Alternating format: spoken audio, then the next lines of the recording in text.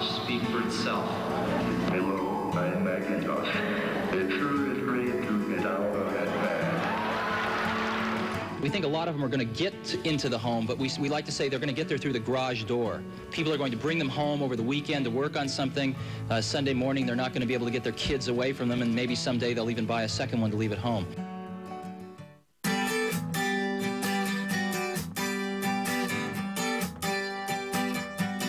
The strangest thing about Apple is it hasn't had a good consumer product. Here's one of the best consumer brands in the world, and they haven't had a compelling product under $2,000. And the one we introduced today, the iMac, is incredibly sweet. So I think it's going to make a big difference. This $1,299 product is faster than the fastest Pentium 2 you can buy. You can go out and buy a 400 megahertz Pentium 2, and this thing smokes it. And so it's amazing. And the market's never had a consumer product this powerful and this cool looking.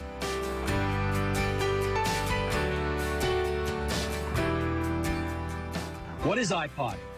iPod is an MP3 music player, has CD quality music, and it plays all of the popular open formats of digital music. But the biggest thing about iPod is it holds 1,000 songs.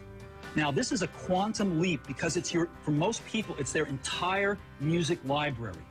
This is huge. The coolest thing about iPod is that your entire music library fits in your pocket.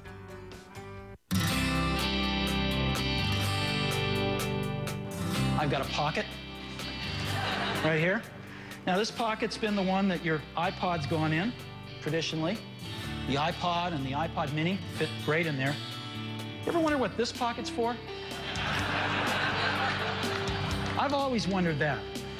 Well, now we know, because this is the new iPod Mini.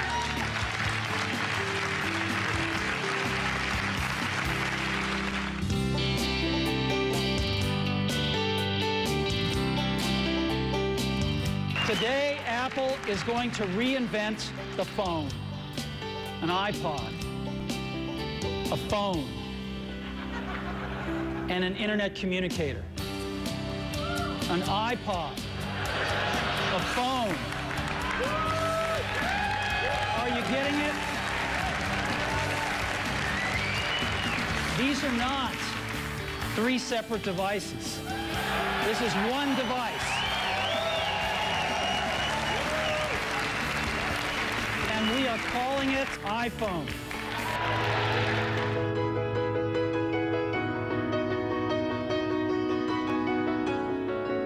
And the question has arisen lately, is there room for a third category of device in the middle? Something that's between a laptop and a smartphone. And of course, we've pondered this question for years as well. The bar is pretty high. In order to really create a new category of devices, those devices are going to have to be far better at doing some key tasks. And we call it the iPad. And what this device does is extraordinary. You can browse the web with it. It is the best browsing experience you've ever had. It's phenomenal to see a whole web page right in front of you, and you can manipulate with your fingers. It's unbelievably great. Way better than a laptop. Way better than a smartphone.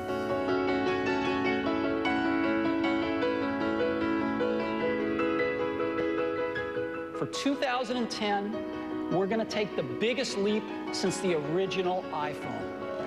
And so today we're introducing iPhone 4, the 4th generation iPhone. Stop me if you've already seen this. Believe me, you ain't seen it.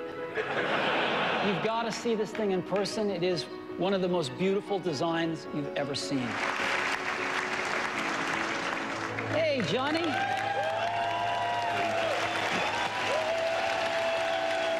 I grew up here in the U.S. with the Jetsons and with Star Trek and communicators, and just dreaming about this, you know, dreaming about video calling, and it's real now.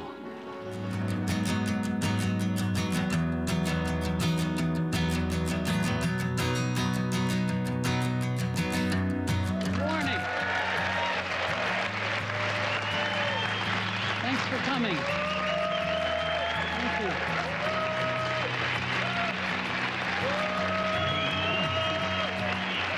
Thank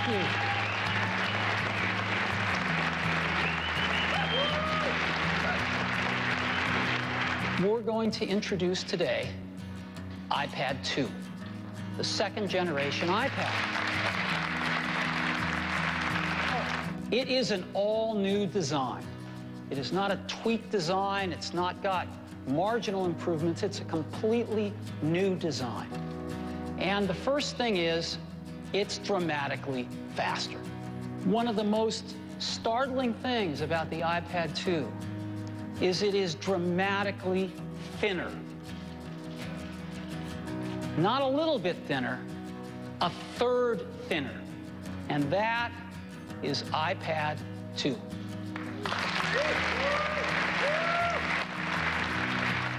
As always, I'd also like to thank everyone's families because they support us and let us do what we love to do.